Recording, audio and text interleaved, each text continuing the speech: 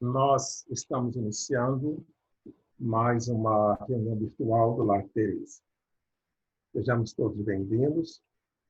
Antes de nós iniciarmos a exposição deste encontro, nós vamos lembrar algumas informações importantes para este momento. Nesta situação que nós estamos passando atualmente, com esse necessário distanciamento, nós continuamos com as nossas atividades adaptadas às circunstâncias deste momento. Todas as informações necessárias, elas estão disponíveis na página do Lar Teresa, que é www.larteresa.org.br. Outro recado importante é com relação à campanha do cobertor. Nós já estamos em pleno inverno e, mais uma vez, estamos realizando esta campanha, que está em andamento. As doações, neste ano, podem ser feitas através de depósito ou transferência bancária. Na própria página do Lar Teresa, tem um espaço no menu de campanhas, e lá tem um espaço específico da campanha do cobertor. E lá estarão as informações necessárias para que a doação seja feita. Informação do banco, da agência e da conta onde o depósito deverá ser efetuado. Existe também na nossa página, tem também no menu uma aba Como Posso Ajudar, com diversas informações para aqueles que desejam participar de alguma forma, doando para o nosso trabalho. Queremos lembrar que, enquanto perdurar esse distanciamento, nós continuaremos com as nossas reuniões virtuais, sempre às segundas-feiras, no horário de 19 horas.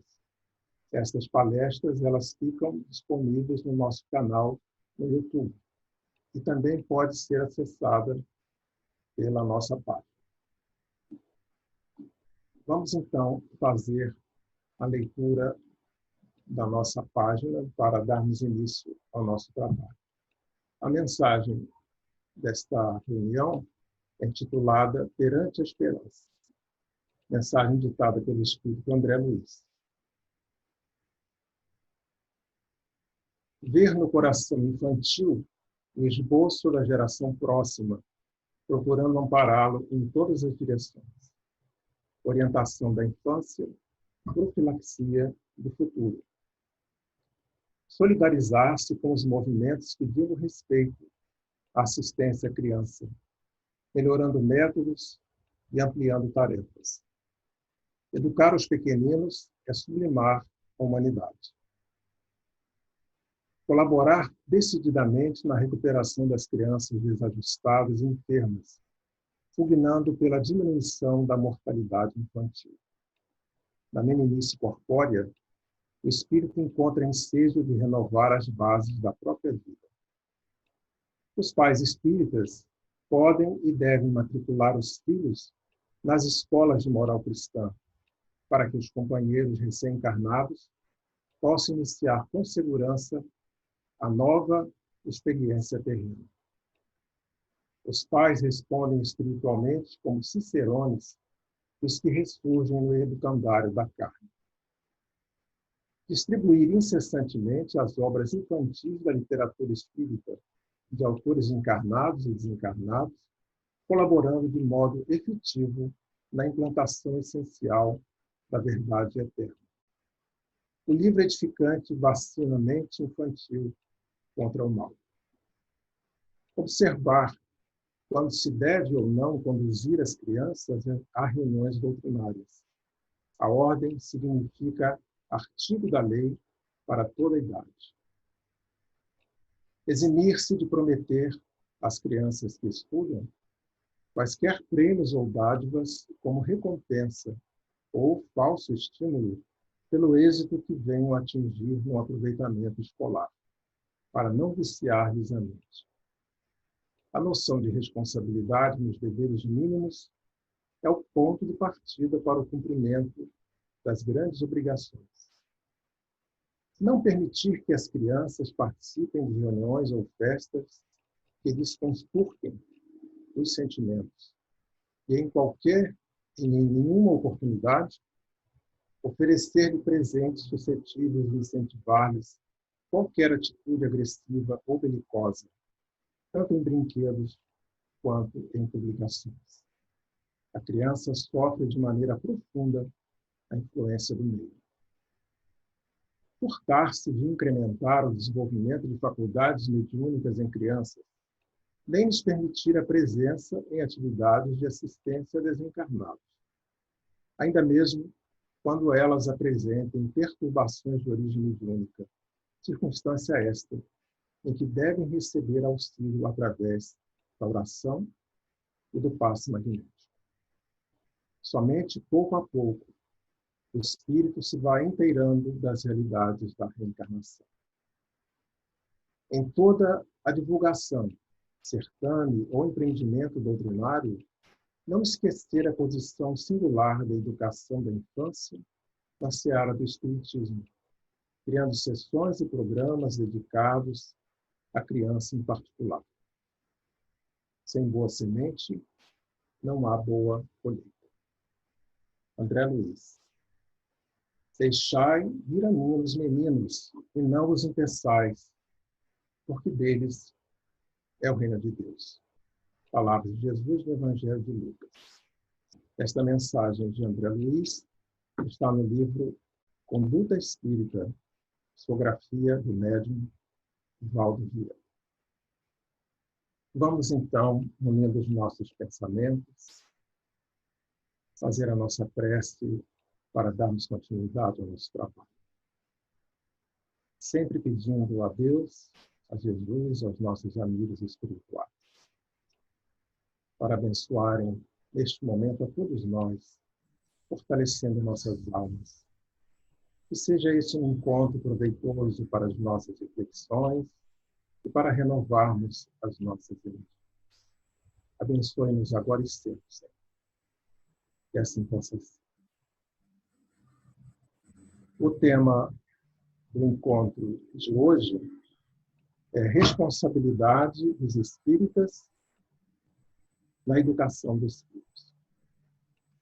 E a expositora é a Fátima Lourenço, para quem nós dirigimos as nossas vibrações amigas, na expectativa de ouvirmos a sua reflexão, enriquecendo o nosso conhecimento e, sobretudo, trazendo-nos muita paz. Passamos, então, a palavra para a Fátima. Obrigada, Cláudio.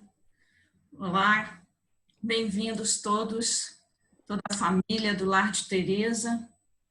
E hoje estaremos exatamente refletindo sobre um assunto diretamente ligado à família, à educação dos filhos e, mais do que isso, a nossa posição como espíritas, não é? A nossa responsabilidade diante desse desafio, diante dessa missão que nos comprometemos.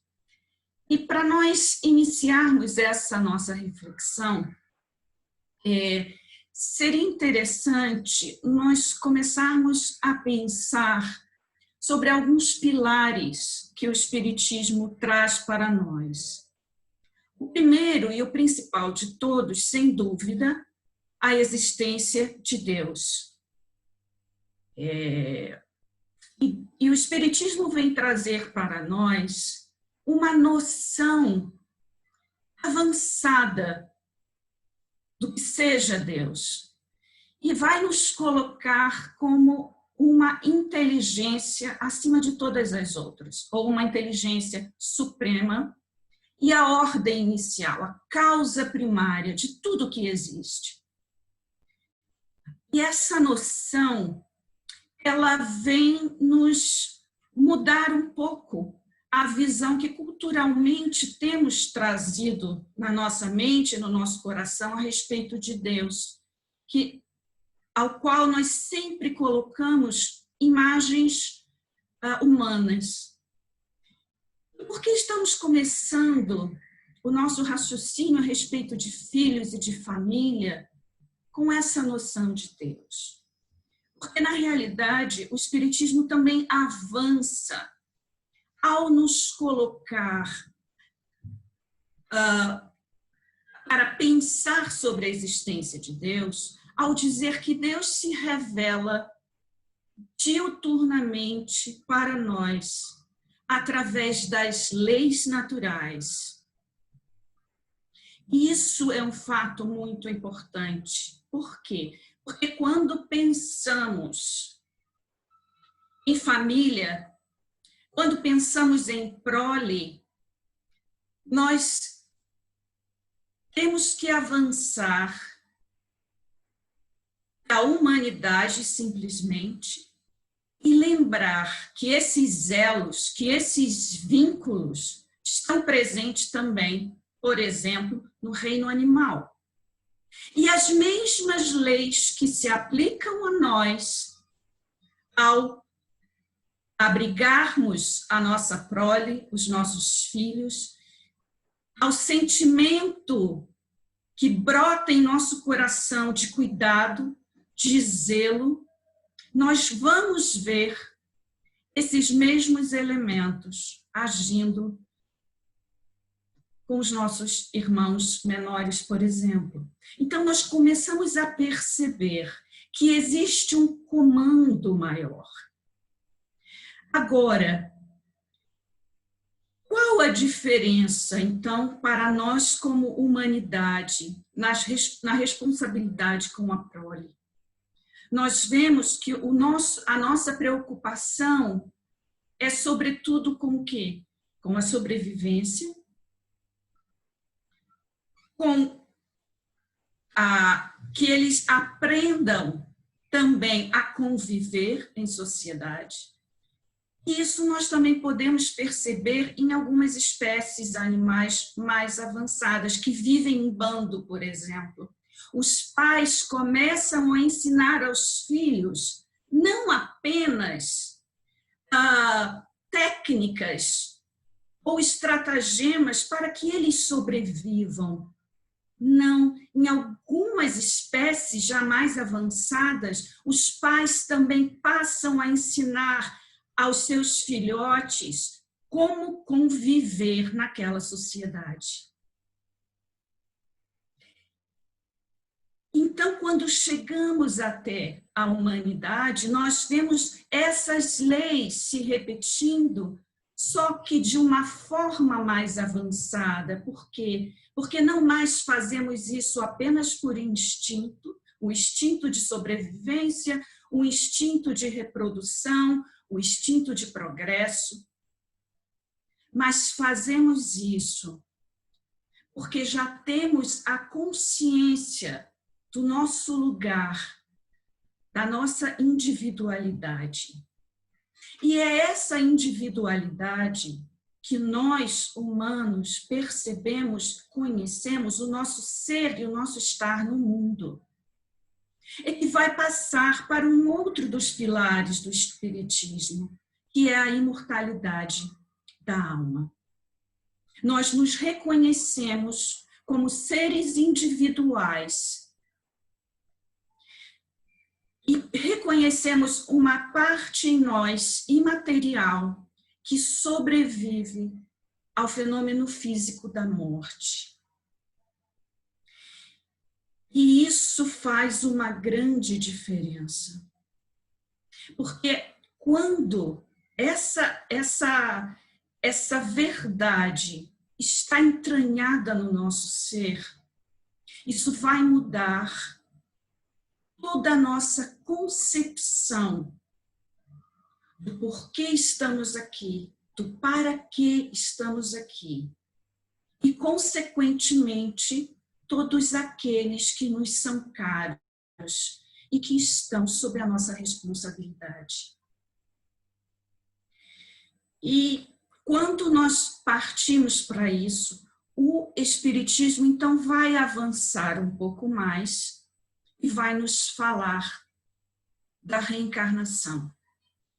Essa individualidade, ela não apenas sobrevive à morte do corpo físico, mas ela tem oportunidades de voltar ao plano terrestre numa nova bagagem, digamos, com uma nova roupagem, para continuar o seu processo de aprendizagem dentro da lei inexorável do progresso. Então, nós chegamos à questão da família. E nós vamos perceber que é na família, a família é o palco onde esses espíritos que têm uma oportunidade de reencarnar vão se reunir. Seja porque já são espíritos afins de longas datas, ou seja também por terem tido problemas que tenha causado uma quebra na harmonia, uma quebra nos laços fraternos de amor e de convivência. Então, é nesse palco que vão se estabelecer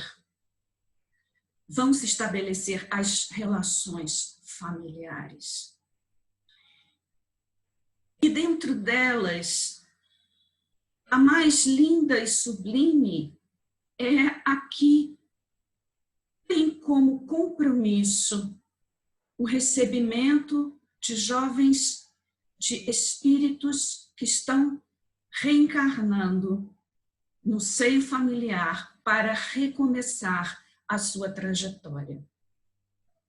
E pensando nisso, a gente vai lá na questão 132 do Livro dos Espíritos, que é uma questão fundamental, porque ela vai nos dizer o objetivo da reencarnação, que é o progresso do espírito rumo a quê? Rumo à perfeição, que diríamos no dizer de Paulo, também no Livro dos Espíritos, o destino, o objetivo da humanidade é gravitar para a unidade divina.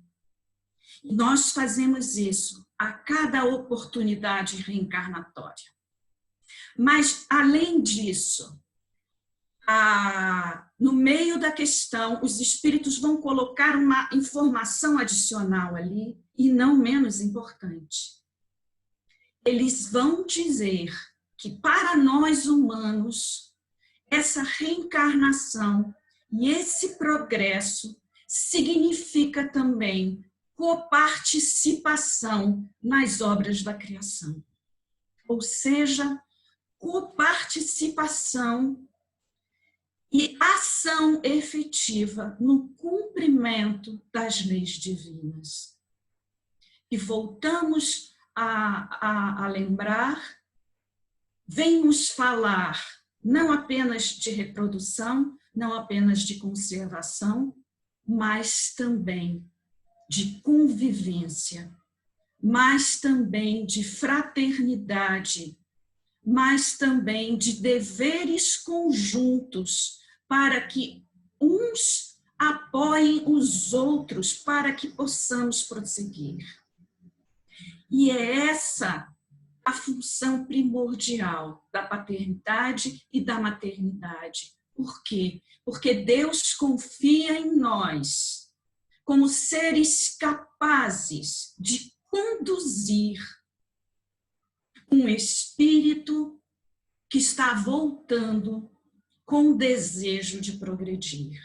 Então, é muito importante para nós espíritas termos claro em nossa mente de que estamos recebendo no acolhimento do nosso seio não um espírito recém-criado, mas um espírito que, tal qual nós mesmos, já tem uma bagagem. E por ter essa bagagem, tem gravado dentro de si a sua história, as suas experiências. que estão armazenadas como um grande hard disk e que uma hora vão sendo manifestados. E é nesse sentido que lá no Evangelho, no capítulo, se não me engano, acho que é o 14, honrar pai e mãe, Santo Agostinho vai nos falar sobre, primeiro, ele chama a nossa atenção, sobretudo para nós espíritas, sobre a responsabilidade que temos na educação das nossas crianças. E ele vem, Santo Agostinho é muito prático. Eu digo sempre que ele é top porque ele é prático. Ele fala, ele tem o conhecimento e ele sempre dá uma dica, uma receita. Ele diz assim, olha só, preste atenção aqui. E o que ele fala? Porque, sem dúvida alguma, é um grande desafio e nos causa um certo temor, não é? Porque toda responsabilidade, toda grande responsabilidade, ela vem acompanhada disso, desse temor de não dar conta da tarefa. E aí Santo Agostinho, ele vai nos dizer, primeiro ele diz assim, já aliviando, né, deixando a coisa mais tranquila, ele vem e diz assim, olha, não é uma tarefa tão difícil assim, porque tanto o sábio quanto o mais humilde, ele pode dar conta.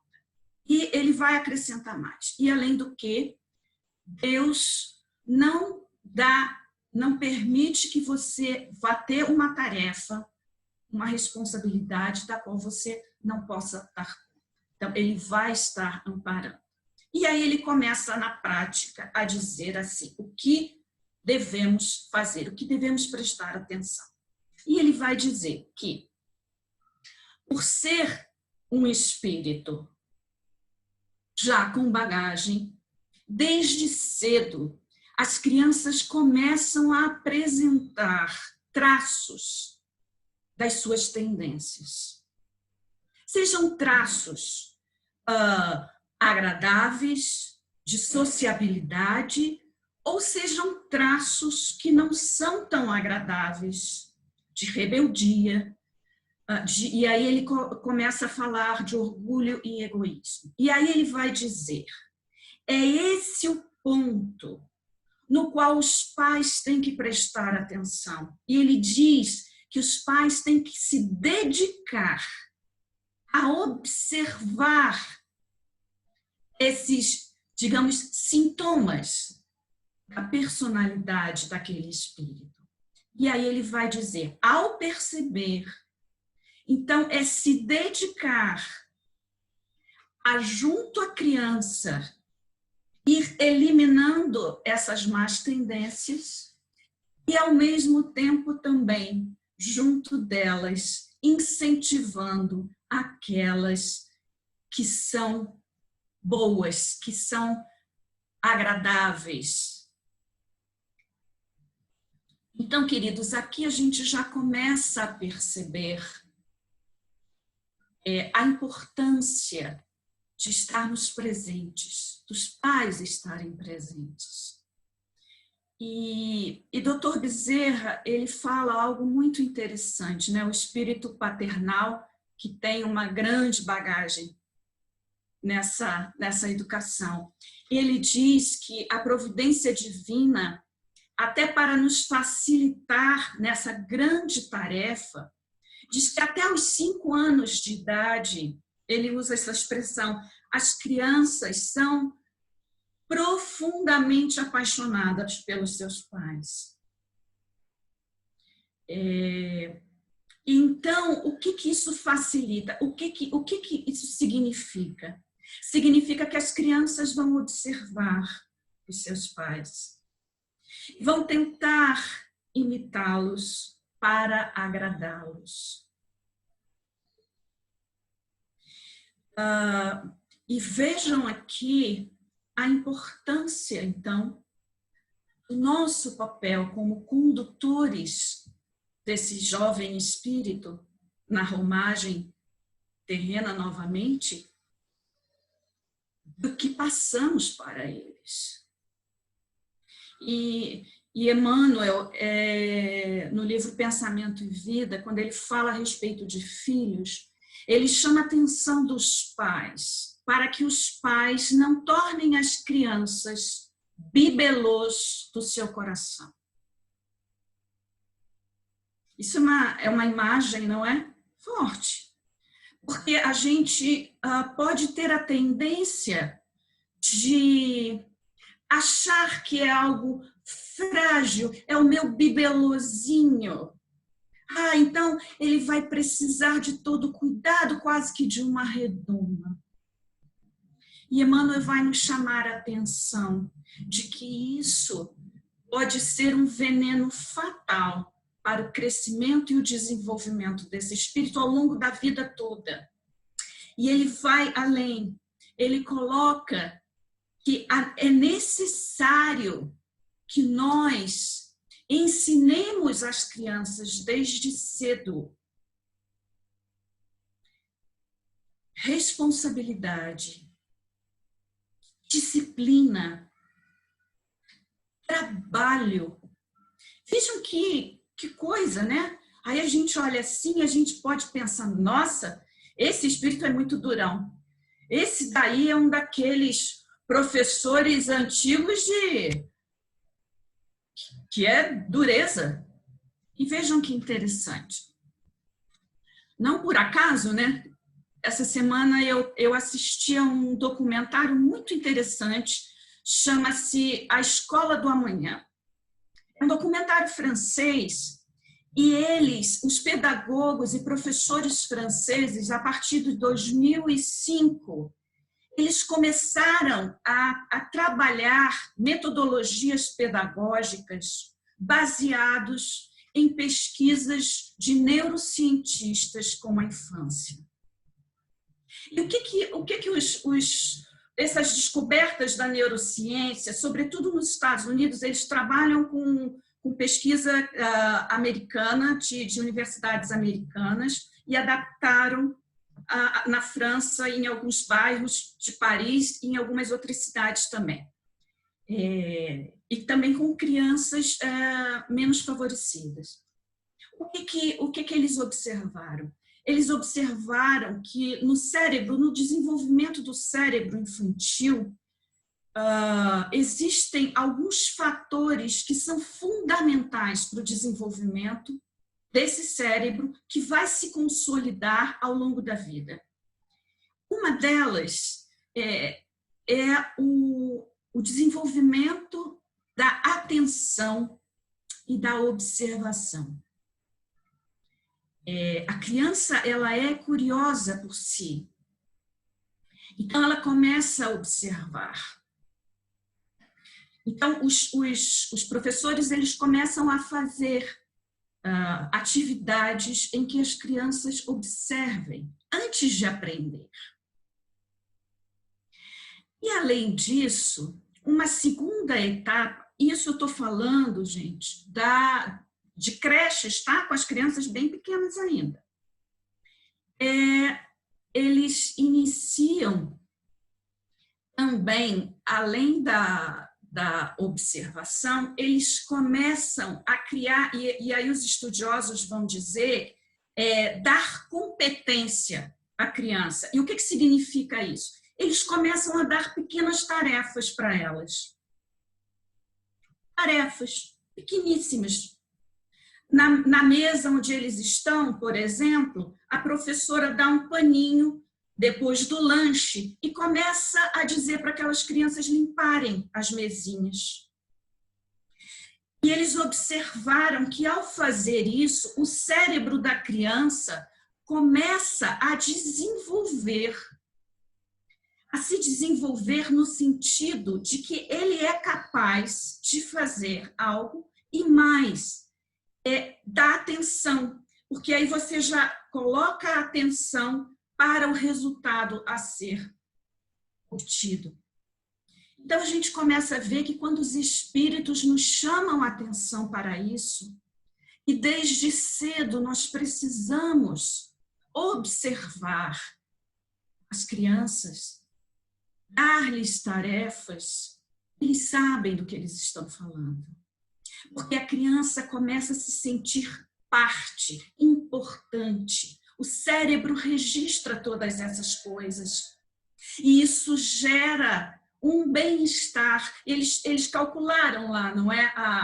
As ondas cerebrais de prazer, de dopamina que começa a aparecer no cérebro infantil. Então, nós precisamos começar a perceber. As leis divinas são perfeitas. Elas refrigeram a nossa alma. E é isso que os espíritos vão dizer lá na 614. A lei divina é perfeita e é ela que faz com que sejamos felizes. O homem só é infeliz quando dela se afasta. Então, a visão da divindade, ela não é mais um ser todo-poderoso que tem lupa e nos examina e nos julga todo o tempo.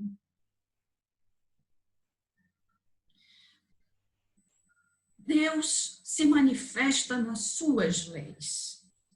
E quando nós pensamos nisso, na lei de amor que une os seres, nós precisamos também pensar, e pensando na nossa responsabilidade de educadores, saber qual o papel, e isso é digamos, uma provocação que eu faço, e uma pergunta para cada um de nós responder. Qual o papel que Deus desempenha na minha vida? Das leis divinas, como eu desejo, como eu estou lidando com as leis divinas? Porque dependendo dessa resposta, eu vou querer passar isso para o meu filho. Porque se o meu coração, ele se inclina para o bem, ele se inclina para o que é justo e reto, ele se inclina para olhar o outro com respeito, para olhar a diferença do outro e saber que ela tem algo que me acrescenta. Se esses valores estão dentro do meu coração e fazem com que eu escolha o caminho na vida, com certeza isso eu vou querer passar para os meus filhos. E aí não vai haver aquela grande questão, será que eu devo ensinar a doutrina para os meus filhos? Será que eu devo apresentar a doutrina? Se ela faz parte do meu coração, se ela preenche a minha vida, se ela me dá alegria, com certeza eu vou querer passar para o meu filho. E aqui eu vou abrir um parêntese para dar um exemplo futebolístico, porque eu gosto muito de futebol e eu acho que esses exemplos, por exemplo, aqueles que são apaixonados por times, a primeira coisa que fazem quando nasce o bebê é o quê? Isso é um exemplo familiar de 5 gerações na minha casa. Compro um enxoval todo do time para o bebê. E começa já desde o início aquilo. Aquela convivência, aquele time que me causa, que faz com que o meu coração palpite, que me dá alegria. Eu quero compartilhar isso, eu quero que o meu filho faça parte dessa alegria. E isso vamos levar para futebol, mas tudo aquilo que nos dá prazer. Uma boa leitura, música, o conhecimento da arte. Tudo que nos dá prazer, nós queremos passar para os nossos filhos. Por que não, então? É uma pergunta que eu deixo. Por que seria diferente com a doutrina se pensarmos que o objetivo da doutrina é fazer homens de bem? Não é fazer carola. Não é fazer fanático. é fazer homens de bem. E quando a gente lembra da primeira frase que foi dita na leitura, quando a gente está investindo na criança, a gente está olhando as gerações futuras. Se estamos querendo um mundo mais fraterno, um mundo em que os homens olhem uns para os outros com um sorriso no olhar, com esperança, com certeza de que aquele outro ser tem atitudes e tem potenciais que complementam os meus. Se queremos isso, temos que plantar essa sementinha nos nossos pequeninos. Isso é Deus. O amor entre os homens é Deus. A certeza da alegria. E mais, a alegria de saber coparticipante da criação. Estamos construindo um novo mundo.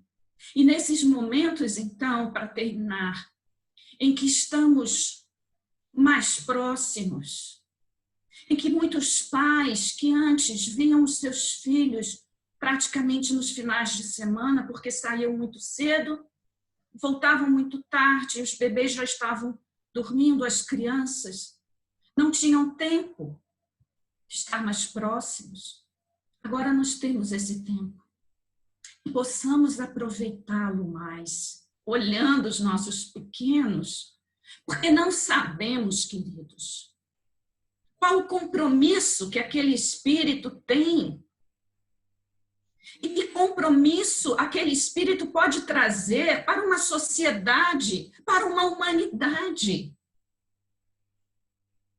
Sejamos esses jardineiros que vão aguar essas sementes, ainda que algumas vezes tenhamos que aguar com as nossas lágrimas, porque muitas vezes nessa semeadura vai ser até as nossas lágrimas que vão cair naquele coraçãozinho para semear essas sementes.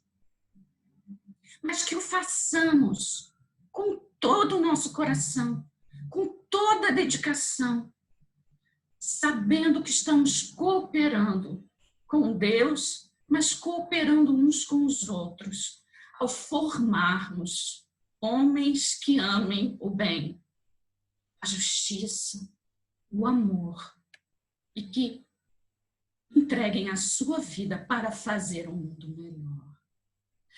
Eram essas as nossas reflexões. Um grande beijo, muito obrigada. Até a próxima. Fiquem com Deus. Graças a Deus. Muito agradecido, Fátima, por suas reflexões. Guardemos no nosso coração a oportunidade que o encontro desta noite está nos trazendo e aproveitemos agora que estamos para finalizar a nossa reunião para pensarmos nos nossos amigos espirituais, sintonizando com eles para que possamos refazer as nossas forças.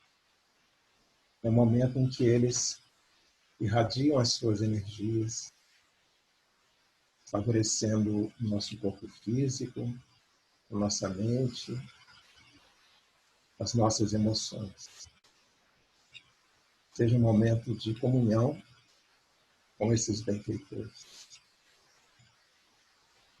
Peçamos também ao Senhor da vida a bênção para todas as famílias, sustentando os pais,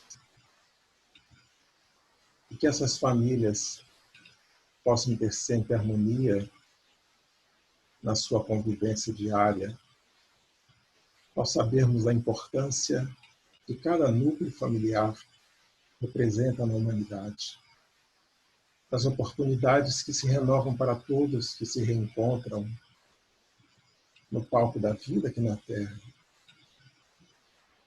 para renovar experiências, relações afetivas, reparar os erros do passado e construir um futuro melhor. que os espíritos benfeitores da terra abençoe a todas as famílias. E mais uma vez, rogamos forças e irradiamos energias em favor daqueles que neste momento estão nas frentes de luta, estão nas pesquisas, nos atendimentos hospitalares, para buscar as melhores soluções para sustentar a vida, que neste momento adquiriu tanta importância. Fortaleça, Senhor, a todos nós. Com tua bênção, finalizamos aqui o trabalho nesta oportunidade. Muita paz a todos. Graças a Deus.